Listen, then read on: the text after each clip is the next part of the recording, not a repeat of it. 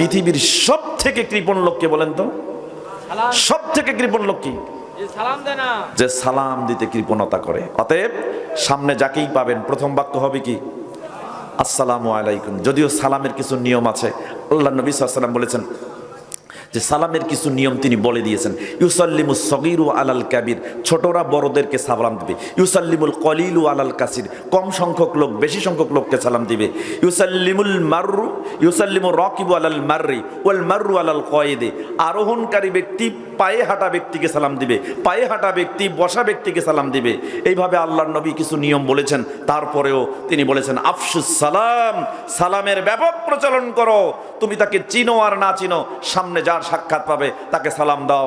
আসসালামু ক্বাবলা সওয়াল, প্রশ্ন করার আগে সালাম দাও।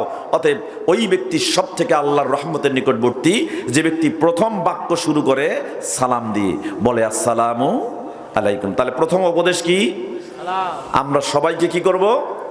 সালাম দিব। যাকে চিনি তাকেও সালাম দিব, যাকে চিনি না তাকেও সালাম দেব। পারবো তো ইনশাআল্লাহ? পারবো। আল্লাহ কবুল করেন, বলেন আমিন।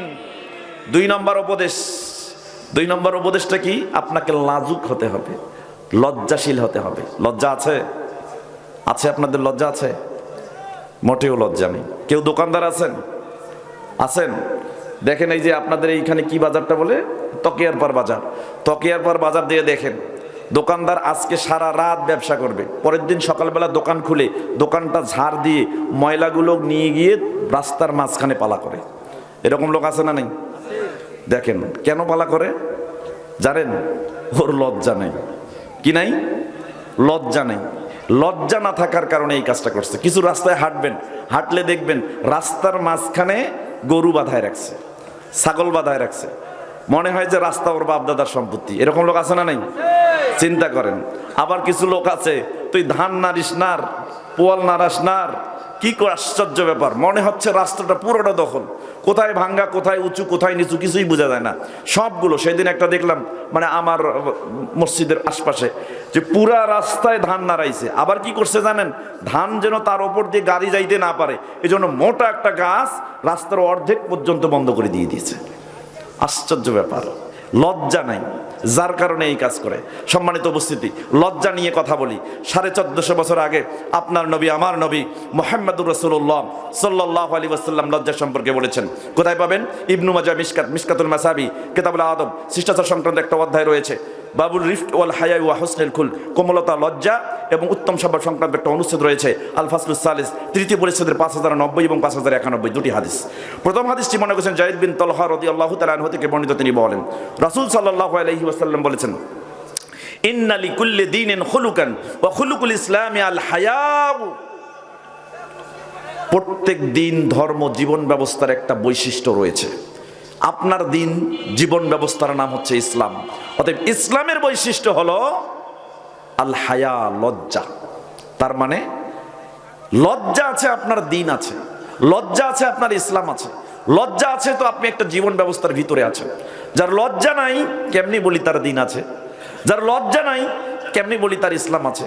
যার লজ্জা নাই কেমনি বলি সে একটা নির্দিষ্ট জীবন ব্যবস্থার ভিতরে আছে? চিন্তা করেন। পরের হাদিস আল্লাহর নবী সাল্লাল্লাহু আলাইহি ওয়াসাল্লাম বলছেন, আব্দুল্লাহ ইবনে উমর রাদিয়াল্লাহু তাআলা আনহু থেকে বর্ণিত, তিনি বলেন রাসূল সাল্লাল্লাহু আলাইহি ওয়াসাল্লাম বলেছেন আল হায়া ওয়াল ঈমানু কুরনাউ জামিয়া। লজ্জা এবং ঈমান পরস্পরের মুখোমুখি অঙ্গাঅঙ্গিভাবে জড়িত। ইজা রুফিয়া আহাদুহুমা রুফিয়াল আখার, যখন একটা উঠে যায় তখন আরেকটা উঠে যায়। মানে লজ্জা উঠে গেল তো ঈমান উঠে গেল, ঈমান নাই বুঝতে হবে ওর লজ্জা নাই। সম্মানিত উপস্থিতি, আশ্চর্য ব্যাপার, আল্লাহর নবী মুহাম্মদুর রাসূলুল্লাহ সাল্লাল্লাহু আলাইহি ওয়াসাল্লাম ঈমানের অসংখ্য শাখা প্রশাখার কথা উল্লেখ করেছেন। হাদিস পাবেন বুখারী, মুসলিম এবং মিশকাতুল মাসাবি কিতাবুল ঈমান, ঈমান সংক্রান্ত একটা অধ্যায় পাবেন। আল ফাসলুল আউয়াল, প্রথম পরিচ্ছেদের 6 নম্বর হাদিস। হাদিসটি মনে হচ্ছে আবু হুরায়রা রাদিয়াল্লাহু তাআলা আনহু থেকে বর্ণিত, তিনি বলেন রাসূল সাল্লাল্লাহু আলাইহি ওয়াসাল্লাম বলেছেন আল ঈমানু বিজউন ওয়া সাবউনা শু'বাহ, ঈমানের 70টার বেশি শাখা প্রশাখা রয়েছে। এর মধ্যে সর্বপ্রথম সবথেকে উত্তম হচ্ছে আফজালুহা কাউলু লা ইলাহা ইল্লাল্লাহ। সবথেকে উত্তম শাখা হলো লা ইলাহা ইল্লাল্লাহ এটা বলা। ওয়া আদনাহা, সবথেকে নিম্ন শাখা হলো কি? ইমাতাতুল আদানিত তরিক, রাস্তা থেকে কষ্টদায়ক বস্তু দূরে সরা। আর আপনি কি করছেন? মসজিদের কালেকশন তুলবেন, তাও রাস্তা বন্ধ। জুম্মার কালেকশন তুলবেন, তাও রাস্তা বন্ধ। মানুষের প্রয়োজনীয় সময় ব্যবহার করে সে তাড়াতাড়ি অফিসে যাচ্ছে, প্রয়োজনীয় কাজে চলে যাচ্ছে, আর আপনি তাকে মনের ভিতরে সংকীর্ণতা আরোপ করে আপনি তার কাছ থেকে জোর করে টাকা নেবেন, এজন্য রাস্তা ব্লক করে দিয়েছেন।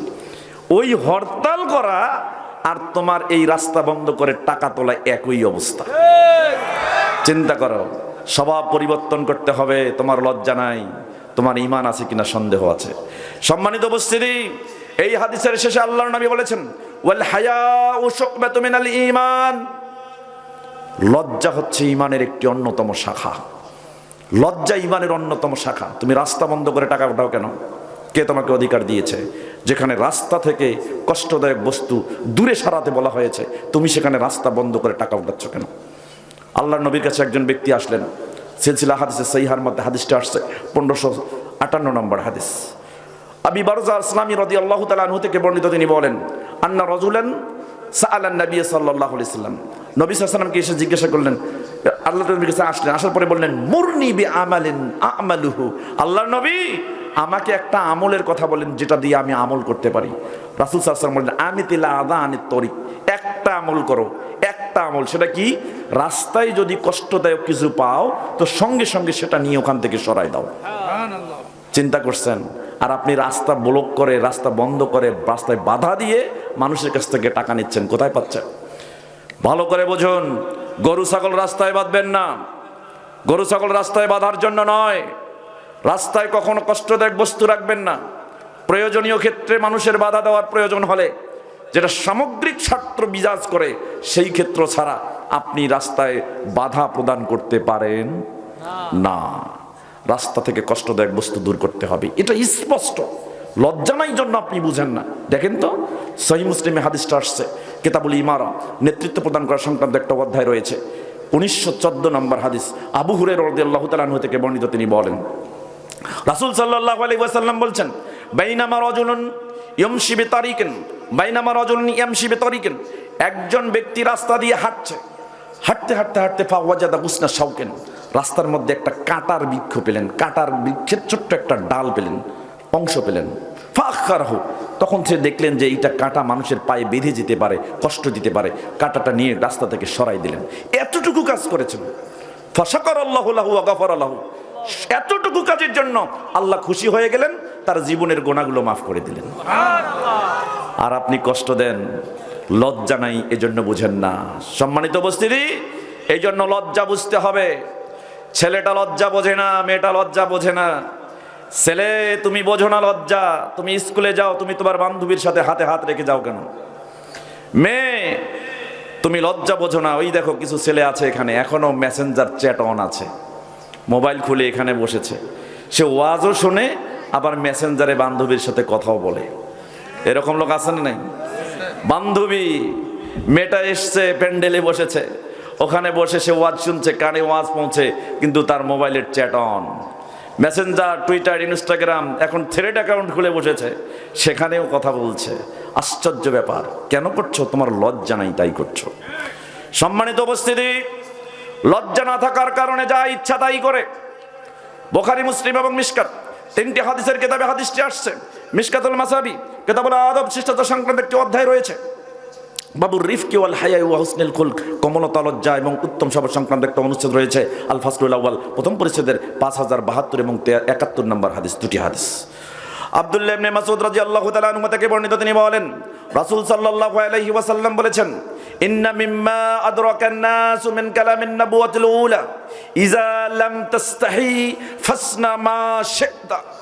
আল্লাহর নবী বলেছেন, পূর্ববর্তী নবুয়তি জীবন থেকে মানুষ যে গুণটা লাভ করেছে তার মধ্যে একটা হচ্ছে এই, ইজা লাম তাস্তাহি ফাসনা মা শি'তা, যদি তোমার লজ্জা না থাকে তুমি যা ইচ্ছা তাই করো। আমরা জানি নবী বলেছেন, একটা মানুষ যখন পাপ করে তখন ওই মুহূর্তে তার ঈমান থাকে না। কেন ঈমান থাকে না? লজ্জা নাই জন্য তার ঈমান নাই। তুমি জেনা করতে গেলে কেন? তুমি মেয়েটার সাথে ডেটিংয়ে গেলে কেন? তুমি 14ই ফেব্রুয়ারিতে কারমাই গেলে, গোপন অভিসারে মেয়েটার সাথে সাক্ষাৎ করতে গেলে কেন? তুমি মেসেঞ্জার, টুইটার, ইনস্টাগ্রামে বন্ধু বান্ধবী, ফেরি মিক্সিং ছেলে মেয়ে কথা বলছো কেন? ছেলে, এই ছেলে, তোমার মেসেঞ্জার অন থাকে, চ্যাট অন করো। তুমি গোপন অভিসারে রাতের বেলা তোমার বান্ধবীর সঙ্গে কথা বলো, প্রেমের ফাঁদে ফেলিয়ে তার নগ্ন ছবি তোমার মোবাইলে নিয়েছো। তোমার লজ্জা নাই, কিন্তু এই লজ্জার শেষ অবস্থা, শেষ পরিণতি কি হতে পারে একটু ভেবে দেখো। তোমার লজ্জা নাই, তুমি অন্যের মেয়ের নগ্ন ছবি তোমার মোবাইলে নিয়েছো, তোমার মেসেঞ্জারে নিয়েছো। যুবক, জেনে রেখো, তোমার বয়স আজকে 25, তোমার বয়স 30, তুমি রেকলেস, তুমি বেপরোয়া, তুমি উইল, তুমি বন্য। তুমি 25 বছরে রেকলেস, বেপরোয়া, তুমি বন্য আচরণ করে অন্যের মেয়েকে প্রেমের ফাঁদে ফেলিয়ে তার নগ্ন ছবি তোমার মেসেঞ্জারে নিয়েছো। জেনে রেখো, আর 25 বছর পরে তোমার বয়স হবে 50, তখন তোমার 20 বছরের একটা মেয়ে থাকবে। তোমার সেই 20 বছরের মেয়ের নগ্ন ছবি তোমার মতো আজকে সেই দিন 25 বছরের একটা ছেলে তার মেসেঞ্জারে নিয়ে নেবে। কি করবা সেই দিন? কি করবা ভেবে দেখো। আজকের দিনের লজ্জা সেই দিন তোমাকে নির্লজ্জ হতে বাধ্য করতে পারে। সম্মানিত উপস্থিতি, অতএব লাজুক হতে হবে, লজ্জা ধারণ করতে হবে। রাসূল সাল্লাল্লাহু আলাইহি ওয়াসাল্লাম বলেছেন, আল হায়াউ খায়রু কুল্লিহি, আল হায়াউ খায়রু কুল্লিহি। লজ্জা সব কিছুতেই উত্তম ব্যবস্থাপনা দান করে। আল হায়াউ লা ইয়াতি ইল্লা বিখাইরিন। যার লজ্জা আছে তার জীবনে কল্যাণ ছাড়া কোনো কিছুই আসে না। সে কল্যাণ পাবেই, ভালো কাজ তার হবে, ভালো কিছু জীবনে আসবেই। অতএব আসুন লাজুক হই। 2 নম্বর উপদেশ, লজ্জা ধারণ করতে হবে। আমাদেরকে লাজুক হওয়ার তৌফিক দান করুন, সকলে বলি আমিন। 3, কোন মুমিন 4টি কাজ করবে না, 4টি বৈশিষ্ট্যতা থাকবে না। কয়টি? হাদিস কোথায় পাবেন? সিলসিলা হাদিসের সহিহ 320 নম্বর হাদিস। ওকালে আলবানী রাহিমাহুল্লাহ, হাজা হাদিসুল মুসনাদুহু সহিহুন, হাদিসটি এবং তার সনদ সহিহ। আব্দুল্লাহ ইবনে ওমর রাদিয়াল্লাহু তাআলা আনহু থেকে বর্ণিত, তিনি বলেন, অন্য সনদে আব্দুল্লাহ ইবনে মাসউদ রাদিয়াল্লাহু তাআলা আনহু থেকে বর্ণিত, তিনি বলেন, ক্বালা রাসূলুল্লাহ সাল্লাল্লাহু আলাইহি ওয়াসাল্লাম, রাসূল সাল্লাল্লাহু আলাইহি ওয়াসাল্লাম বলেছেন, লাইসাল মুমিনু বিত্তাআন ওয়ালা বিল্লাআন ওয়ালা বিল ফাহিশ ওয়ালা বিল বাদঈ। আল্লাহ নবী বলেছেন 4টি বৈশিষ্ট্য কোনো মুমিনের ভিতরে থাকতে পারে না। যদি একত্রিত হয় তাকে মুমিন বলা যাবে না। 1, লাইসাল মুমিনু বিত্তাআন, একজন মুমিন আরেকজন মুমিনের উপরে মিথ্যা অপবাদ আরোপ করবে না। 2, লাইসাল মুমিনু বিল্লাআন, একজন মুমিন তোমাকে কষ্ট দিয়েছে, হয়তো ন্যায়সঙ্গত কারণে বা অসঙ্গত কারণে তোমাকে কষ্ট দিয়েছে, কিন্তু তুমি তাকে অভিশাপ দিও না। কারো কাছ থেকে কষ্ট পেয়েছো কিন্তু অভিশাপ দিও না। 3, ওয়ালা বিল ফাহিশ, কেউ তোমাকে কষ্ট দিয়েছে, বিপরীতে তুমি তাকে অশ্লীল ভাষায় গালি দিও না। 4, ওয়ালা বিল বাদঈ, কাউকে তুচ্ছ তাচ্ছিল্য করো না। কি করো না? তুচ্ছ তাচ্ছিল্য করো না। এটা আমাদের এখন নৈমিত্তিক ব্যাপার হয়ে গেছে। কেউ পারে না, ওকে রোহিঙ্গা বানাই দিলাম। কেউ পারে না, ওকে ক্যাঙ্গারু বানাই দিলাম। কেউ পারে, ওকে একেবারে বীর বানাই দিলাম। আমরা তুচ্ছ তাচ্ছিল্য করে মানুষের গুণ বিশ্লেষণ করি। শুনুন, তোমার নবী মুহাম্মদুর রাসূলুল্লাহ সাল্লাল্লাহু আলাইহি ওয়াসাল্লাম 1450 বছর আগে একটা কথা বলেছেন। দেখো, এই কথা কিন্তু আমাদের ঘরে ঘরে পৌঁছে গেছে। কোথায় পাবে? সিলসিলা হাদিসের সহিহা মানে একটা হাদিসের কিতাব আছে, 1433 নম্বর হাদিস। ওকাল আলবানী রাহিমাহুল্লাহ, হাজা হাদিসুন ওয়া সানাদুহু সহিহুন, হাদিসটি এবং তার সনদ সহিহ। সাঈদ ইবনে যায়েদ রাদিয়াল্লাহু তাআলা আনহু থেকে বর্ণিত, তিনি বলেন, রাসূল সাল্লাল্লাহু আলাইহি ওয়াসাল্লাম বলেছেন, আরবার রিবা শাতমুল আরজ। পৃথিবীর মানুষ শুনে রেখো, পৃথিবীতে সবথেকে বড় সুদ, সবথেকে বড় সুদ, সবথেকে বড় সুদ। সুদের গোনা ছোট না বড় বলেন তো? খুব বড় না খুব ছোট? ছোট বড় দুইটাই বড়। সুদের ছোট বড় দুটাই বড়। এবার তোমার নবী বলছেন, আরবার রিবা শাতমুল আরজ, পৃথিবীর সবথেকে বড় সুদ, পৃথিবীর সবথেকে বড় সুদ, পৃথিবীর সবথেকে বড় সুদ কি? শাতমুল আরজ, কোন ব্যক্তিকে তুচ্ছ তাচ্ছিল্য করা। টাকা খেলেন না অথচ বড় সুদ করে ফেললেন। টাকা খেলেন না, টাকা দিয়ে টাকা কামাই করলেন না, বিনা কারণে কারো কাছ থেকে টাকা বেশি নিলেন না, কিন্তু নিজের মায়ের সাথে জেনা করার সমতুল্য অপরাধ হয়ে গেল। কি দিয়ে বুঝাই? সুদের সব থেকে বড় গোনা, সব থেকে বড় গোনা আল্লাহ সুবহানাহু ওয়া তাআলা উল্লেখ করেছেন সূরা বাকারা অধ্যায় 2 আয়াত 279। আল্লাহ বলেছেন ফাজানু বিহারবিম মিনাল্লাহি ওয়া রাসূলিহি, কেউ যদি সুদ ছাড়তে না পারে তাহলে সে যেন জেনে নেয় সে আল্লাহ এবং তার রাসূল তার বিরুদ্ধে যুদ্ধ ঘোষণা করেছে। তাহলে যে সুদ খায় সে আল্লাহ এবং তার রাসূলের বিরুদ্ধে যুদ্ধ করে। সব থেকে সুদের ছোট গুনাহটা আপনাকে বলি, সহিহ জামিউস সাগীর নামে একটা হাদিসের কিতাব আছে, ফসলে মা শব্দের ফসলে হাদিস আসছে 3537 থেকে 3531। আব্দুল্লাহ ইবনে মাসউদ রাদিয়াল্লাহু তাআলা আনহু থেকে বর্ণিত, তিনি বলেন রাসূল সাল্লাল্লাহু আলাইহি ওয়াসাল্লাম বলেছেন, যে ব্যক্তি সুদ খায় মিসলু আইয়ান কাহার রাজুলু উম্মাহু, ওই ব্যক্তি হচ্ছে ওই ব্যক্তির মতো যে ব্যক্তি তার নিজের মাকে বিবাহ করে। কথাটা ছোট না বড়? ছোট না বড়? এটা হচ্ছে সুদের সব থেকে ছোট্ট একটা গুনাহ, সব থেকে ছোট্ট গুনাহ। আরেকটা হাদিস, পরের হাদিস আল্লাহর নবী বলেছেন, আরে নিজের মাকে বিবাহ করা তো এটা খুব ছোট কথা হলো, এর চাইতে বড় কথা কি দেখেন। রাসূল সাল্লাল্লাহু আলাইহি ওয়াসাল্লাম বলছেন মিসলু ইতিয়ানি রাজুলু উম্মাহু, যে ব্যক্তি সুদ খায় সে যেন তার নিজের মাকে জিনা করে। নাউযুবিল্লাহ, চিন্তা করেন। আর এই এত ছোট অপরাধ যেটা বিষয় খুব ভয়ঙ্কর, সেটা আপনি নিমিষেই করে ফেলছেন। আরবার রিবা শাতমুল আরাজ, সব থেকে বড় সুদ হচ্ছে যে ব্যক্তি কোনো ব্যক্তিকে তুচ্ছ তাচ্ছিল্য করে। অতএব কোনো মুমিনের জন্য বৈশিষ্ট্য এটা হতে পারে না যে একজন মুমিনকে তুচ্ছ তাচ্ছিল্য করে। আর 1 মিনিট আছে, শেষ করে দিব।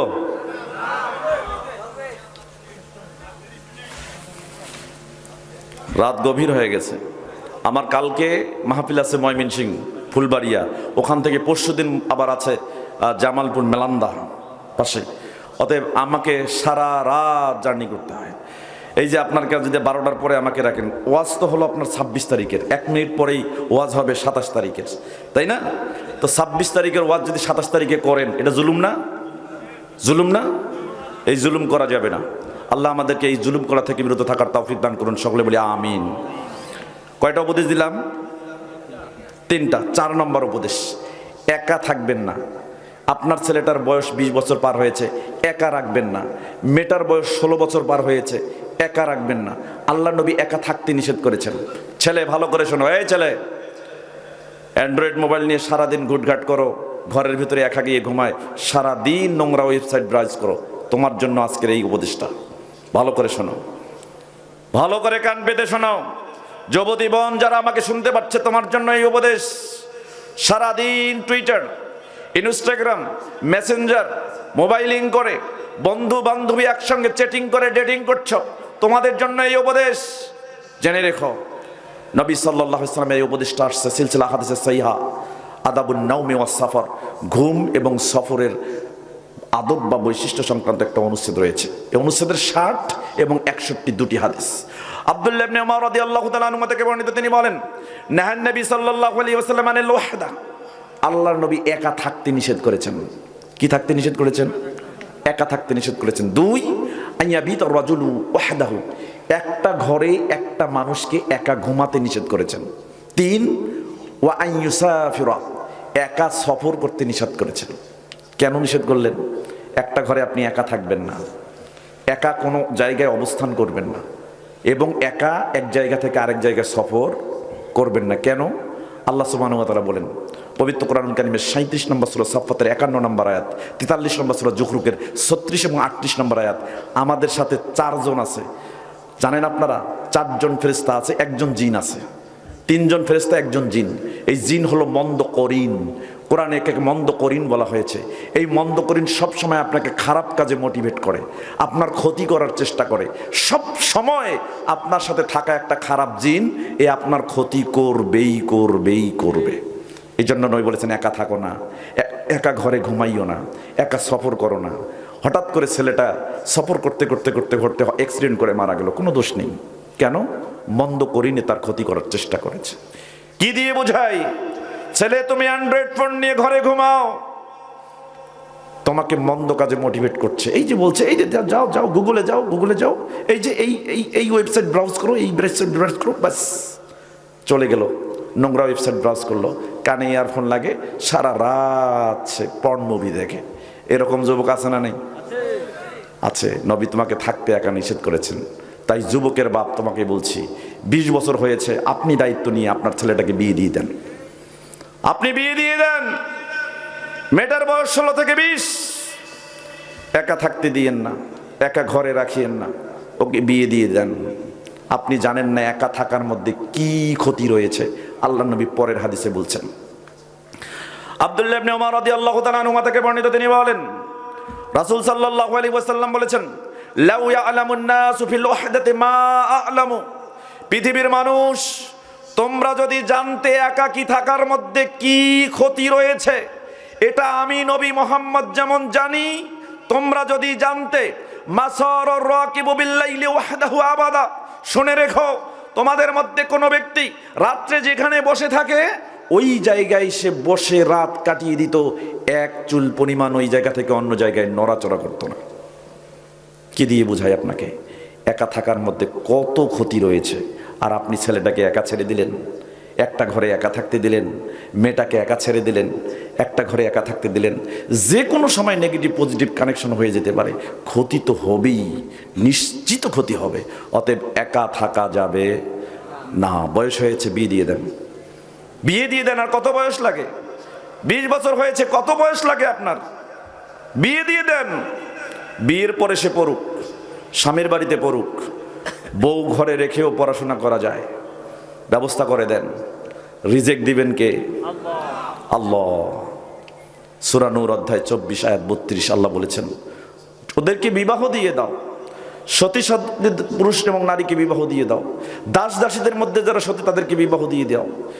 যদি তারা ফকির হয়, ইউগনিহুমুল্লাহু মিন ফাদলিহি, আল্লাহ তার অনুগ্রহ দিয়ে তাদেরকে ধনী বানাই দিবেন। যেখানে আল্লাহ রিজিক দিয়ে তাদেরকে ধনী বানাবেন, আপনি কেন তাকে আটকায় রাখছেন? একা থাকতে দেওয়া যাবে না। আল্লাহ আমাদেরকে একা থাকা থেকে মুক্ত থাকার তৌফিক দান করুন, সকলে বলি আমিন। 5 নম্বর উপদেশ। আপনারা বোধহয় বিরক্ত হয়েছেন? বিরক্ত হন নাই? তো এত ফাঁক ফাঁক করে বসছেন কেন? ঠান্ডার দিন, ঠান্ডায় তো গরম করেন না, কাছাকাছি চলে আসেন। আসেন, এইবার বোঝা যাবে কে যায় চলে।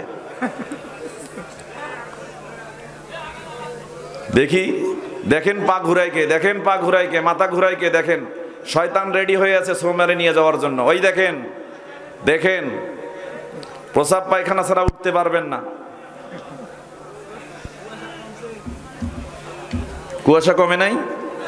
দেখেন বাইরে কিন্তু কমে নাই, এখানে কমছে।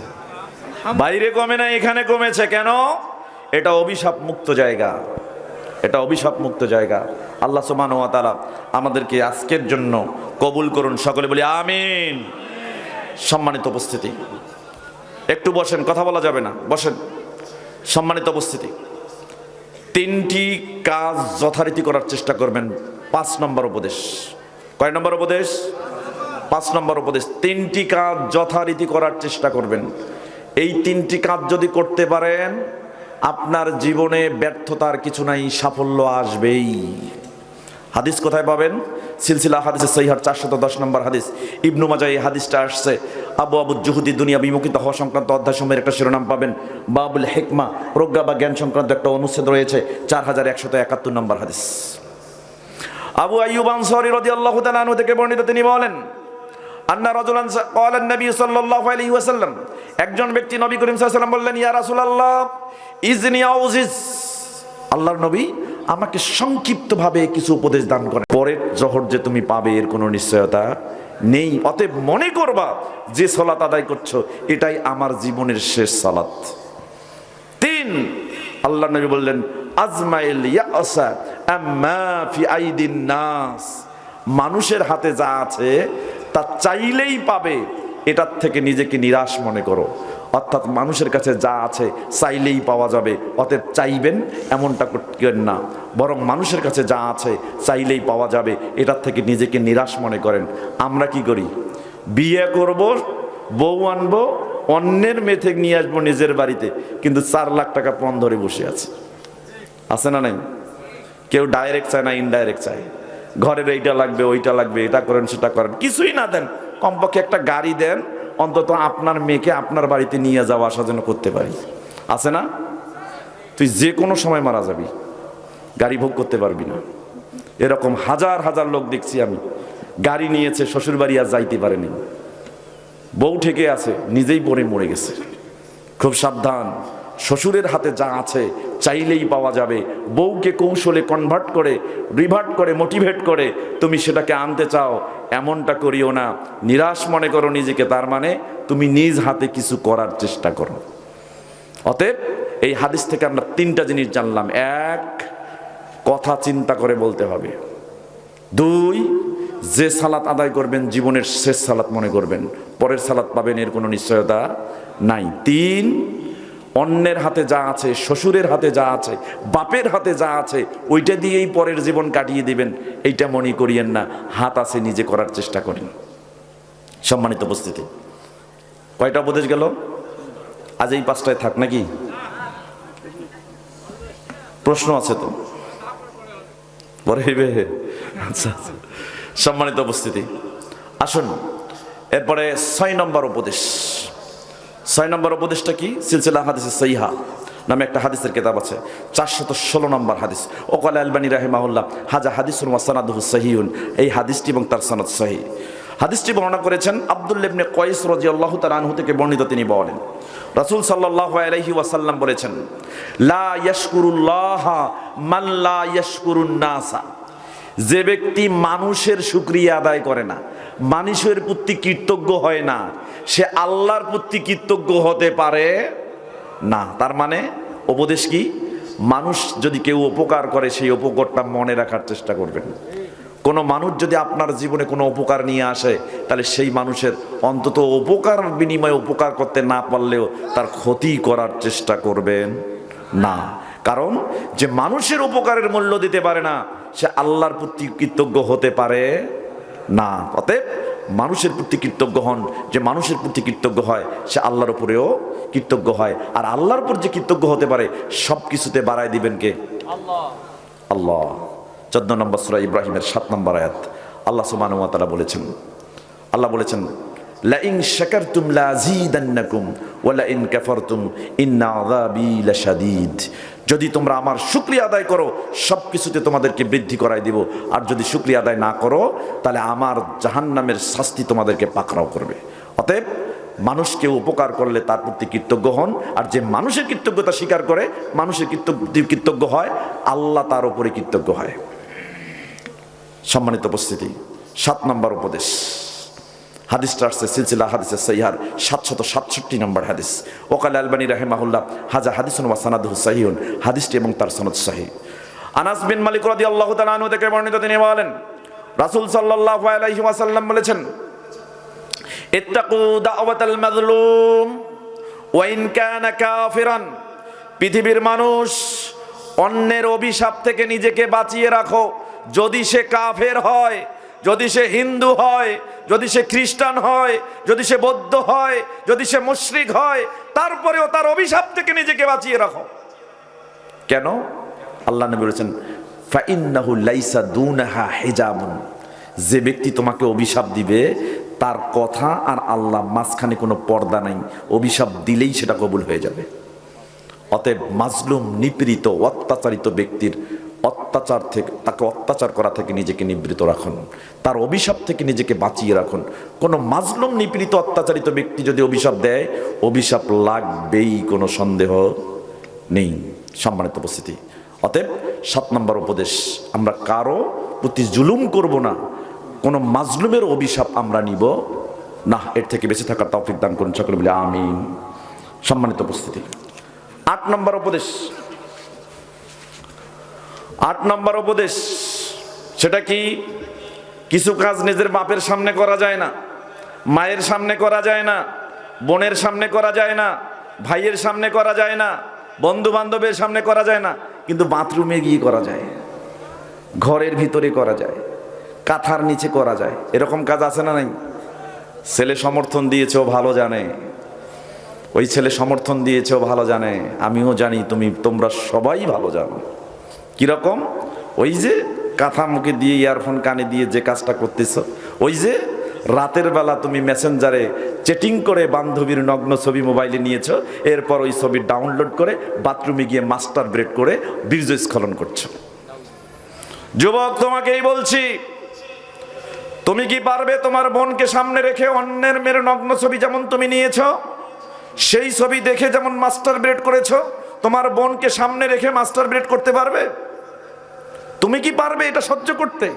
তোমার সামনে তোমার বোনকে কেউ নগ্ন অবস্থায় দেখে মাস্টার ব্রেড করুক, তাহলে তুমি করছো কেন? তুমি করছো এই ছেলে, নিজের বাবার সামনে মাস্টার ব্রেড করতে পারবা? নিজের মায়ের সামনে মাস্টার ব্রেড করতে পারবা?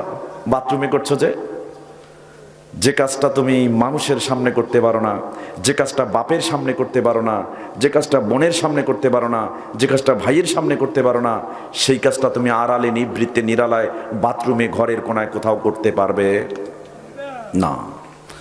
সিলসিলা হাদিসের সহিহা নামে একটা হাদিসের কিতাব আছে, 1055 নম্বর হাদিস। উসামা বিন শরীক রাদিয়াল্লাহু তাআলা আনহু থেকে বর্ণিত, তিনি বলেন রাসূল সাল্লাল্লাহু আলাইহি ওয়াসাল্লাম বলেছেন, মা কারিহতা ইয়ারাহুন নাস ফালা তাফআলহু ইজা খালাউতা।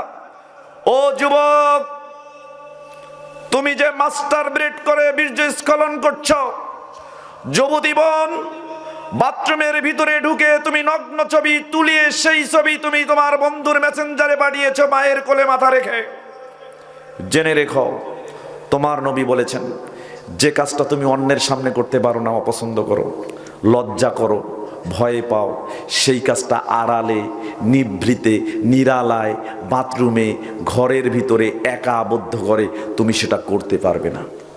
তোমার নবী নিষেধ করেছেন। কেন? বাস্তবতা খুব ভয়াবহ, বাস্তবতা ভয়াবহ। এই ছেলে, জেনে রেখো এই কাজের পরিণতি কি হতে পারে কাল কিয়ামতের দিন।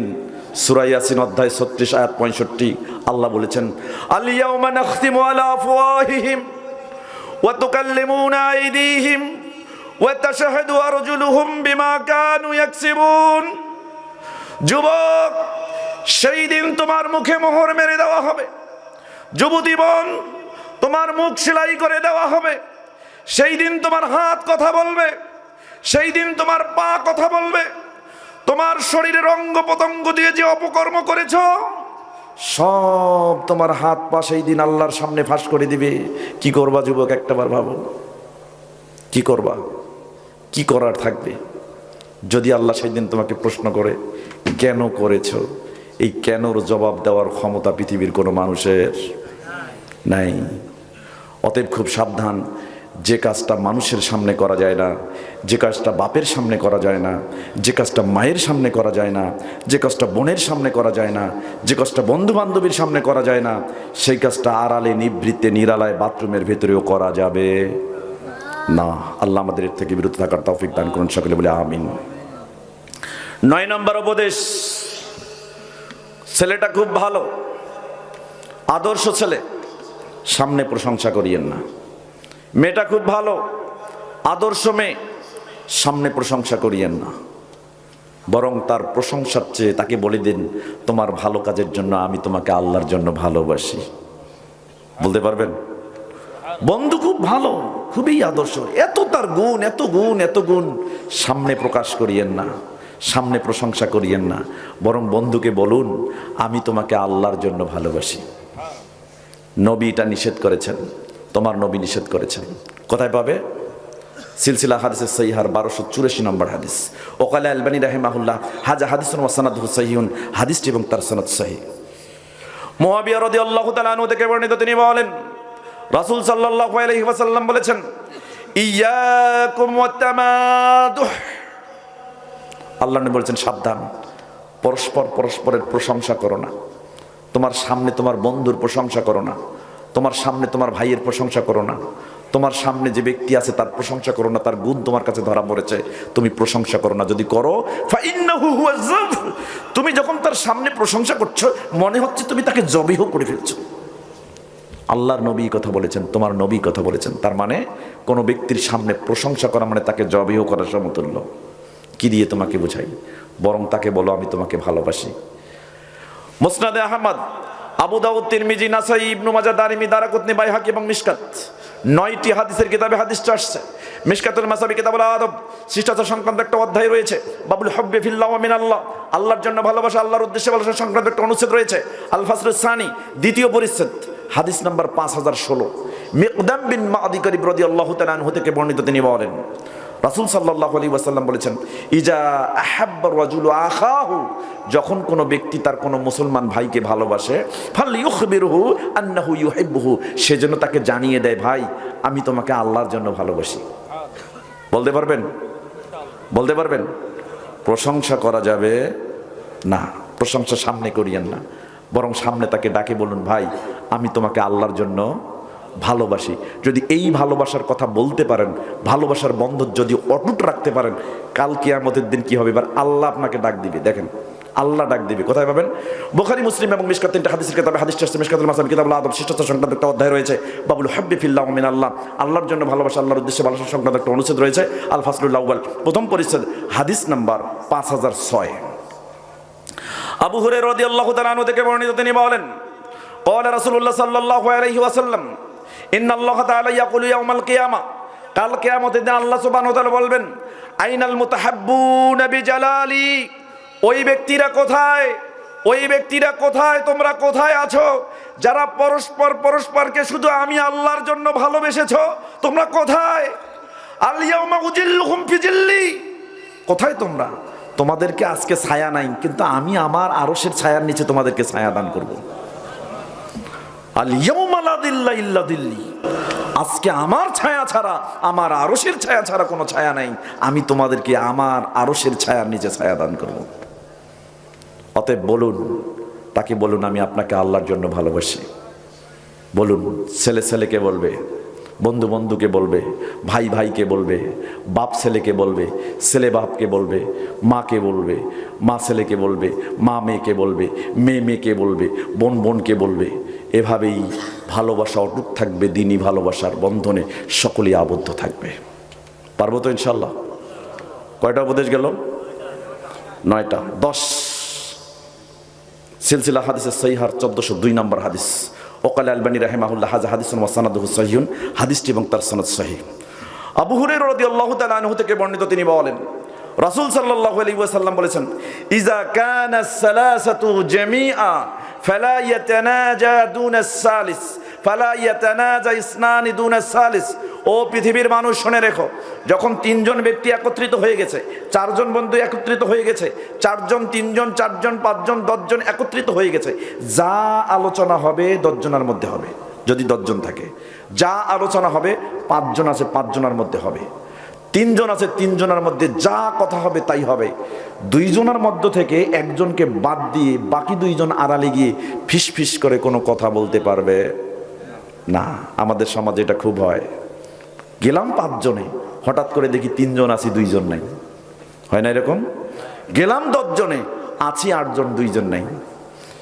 গেলাম 11 জন 12 জন, সবাই আছি 3 জন নাই। কোথায়? একখানে গিয়ে ফিস ফিস করে কথা বলছে। আল্লাহ নবী সাল্লাল্লাহু আলাইহি ওয়াসাল্লাম বলেছেন, যখন একসঙ্গে বসবা তখন আরেকজন ব্যক্তি আরেকজনকে টেনে নিয়ে গিয়ে কানে কানে ফিস ফিস করা যাবে না। খুব সাবধান, এটা করবেন না। কয়টা উপদেশ গেল? আরো কত শুনবেন? কত শুনবেন? হ্যাঁ হ্যাঁ, যাই হোক, ওই যে উনি বলে দিয়েছেন বাদ দেন। আসলে তাই, ফজরের নামাজ পড়েন না। আমি যে এত রাত পর্যন্ত করছি ঠিকই, কিন্তু আমি ফজরের নামাজ পড়তে আপনাদের এখানেও আসতে পারি, আসি দেখবো যারাই বলেন তারাই নেই। সেদিন আমি ওই যে এক জায়গায় ওয়াজ করলাম, পরে আমরা হাঁটতে হাঁটতে ফজরের সালাতের পর আসি, দেখলাম যে না, যারাই গর্ব করে বলেছিল তারাই নেই। অতএব খুব সাবধান। ফজর ফজর, নো এক্সকিউজ। জাগেন কি প্রতিদিন জাগেন নাকি? প্রতিদিন 3টার সময় ঘুমান নাকি? একদিন না হয় 3টা বাজছে, এই জন্য ফজর হবে না? কি বুঝান? এটা করা যাবে না। ফজর ফজর, জোহর জোহর, যাই করেন আর তাই করেন, সলাতের সময়ের সাথে কোনো কম্প্রোমাইজ নাই, সলাতের কোনো কাজা নাই, সলাতের কোনো কাজা নাই। জোহরটা হারাই ফেললাম, আসরের সাথে পড়বো, জি না, হবে না, হবে না। যখনই মনে হলো জোহর পড়লাম না, তখনই পড়ে নেবেন, এটাই কাজা, এটাই কাফারা। কথা কি বুঝতে পারছেন? আল্লাহ সুবহানাহু ওয়া তাআলা আমাদের সকলকে আজকের যে উপদেশগুলো শুনলাম, এগুলো যথারীতি পালন করার তৌফিক দান করুন। সকলে বলি আমিন।